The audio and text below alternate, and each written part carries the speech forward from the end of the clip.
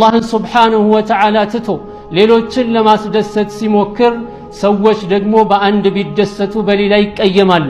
አንዱ ከፊሉን ብታስደስት ከፊሉን ታስቀይማለህ። ለዚህ ነው አላህ ሱብሓነሁ ወተዓላ ሐታ በዒባዳ ላይ ራሱ ከአንድ በላይ አምላክን የሚገዛን ሰው ምንድን ያለው? ضرب الله مثلا رجلا فيه شركاء متشاكسون ورجلا سلما لرجل هل يستويان مثلا. الله سبحانه وتعالى مثال سጠ. ضرب الله مثلا رجلا عندن سوዬ الله مثال ሰጠ.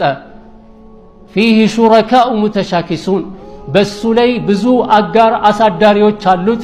በሱ ላይ የሚጨቃጨቁና የሚሻሙበት የሆነ ሰው አለ። ወረጁለን ሰለመን ሊረጁል አንደኛው ደግሞ ለአንድ ሰው ብቻ የሚያድር ታዛዥነቱ ለአንድ ሰው ብቻ ይሆናል። በዚህ ምሳሌ መሰረት هل يستويان مثلا እነዚህ ሁለት ሰዎች በምሳሌ ራሱ ብናያቸው እኩል ሰላም አላቸው? እኩል ደስታ አላቸው? የላቸውም። ለአንድ አሳዳሪ የሚያድር የሆነ ሰው ያዘዘውን ይሰራል፣ የከለከለውን ይከለከላል። ከዛ በኋላ የሚያስጨንቀው ነገር አይኖርም።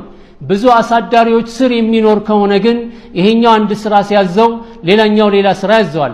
ይሄን ለማስደሰት ሲሞክር ያኛው ይቀየማል፣ ያኛውን ለማስደሰት ሲሞክር ይሄኛው ይቀየማል።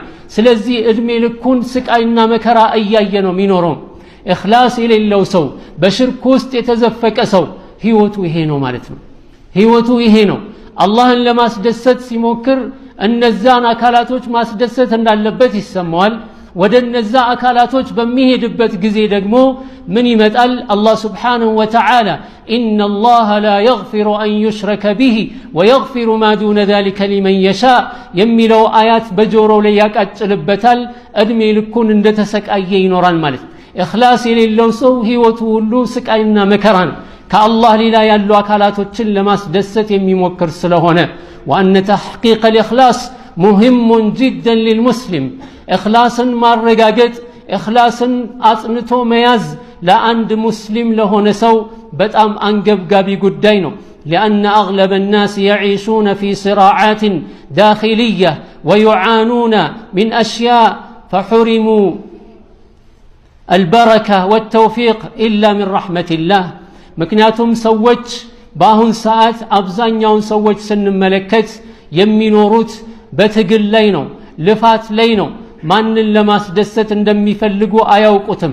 ከብዙ ነገሮች ላይ ጭንቀት አለባቸው። በረካ ከላያቸው ላይ ተነስቷል። ምክንያቱም በሚሰሩት ስራ አላህን ሱብሓነሁ ወተዓላ ከማስደሰት ይልቅ የሌላን አካል ፍላጎት ለማሟላት ስለሚሯሯጡ ማለት ነው። ታዲያ فكيف يكون النصر وتعلم العلم إلا من المخلصين. ታዲያ ውጤታማ ሊሆን የሚችለው ማን ውጤታማ ሊሆን ይችላል? እንዴትስ ውጤታማ መሆን ይቻላል? በእኽላስ ዒባዳን የሚሰሩ ሰዎች፣ እንደዚሁም በእኽላስ የሚማሩ ሰዎች፣ ዒልምን የሚማሩ ሰዎች ሲቀሩ فالإخلاص مهم في إنقاذنا من الوضع الذي نعيش فيه. إخلاص በጣም ወሳኝ ነው። ዛሬ ያለንበት ህይወትን ከዚህ ካለንበት ህይወት ለመውጣት ማለት ካፊሩ ይጫወትብናል። እንደዚሁም በራሳችን ስሜት እየተንገላታን እንገኛለን። እርስ በርሳችን አለመግባባት አለ። ይህ ሁሉ አላህን ለማስደሰት ቢሆን ሁላችንም ወደ አንድ አቅጣጫ በመጣን ነበር። የኢኽላስ ጉዳይ ስለሚፈታተነን ያጠፋነው ጥፋት ቢኖር እንኳን ተውበት አድርገን ለመመለስ ሰዎች ምን ይሉኛል፣ እንደዚሁም እነገሌ ይታዘቡኛል የሚል ነገር ይመጣል። ባጠፋነው ጥፋት ለመመለስ ማለት። ስለዚህ በጥፋቱ ላይ ተውበት አድርጎ ከመመለስ ይልቅ በአቋሙ ችክታን እንደዚሁም በደረሰበት አቋም ማስረጃ ፍለጋና ትክክለኛ እንደሆነ ራሱን ለማረጋገጥ የሚሞክርበት አጋጣሚዎች ብዙ ይሆናሉ። የዚህን ጊዜ ልዩነቶች ይበረክታሉ፣ አለመግባባት ይሰፋል፣ ጭቅጭቅ ይሰፋል። ስለዚህ እያንዳንዳችን የኢኽላስን ጉዳይ ልንፈትሸው ይገባል።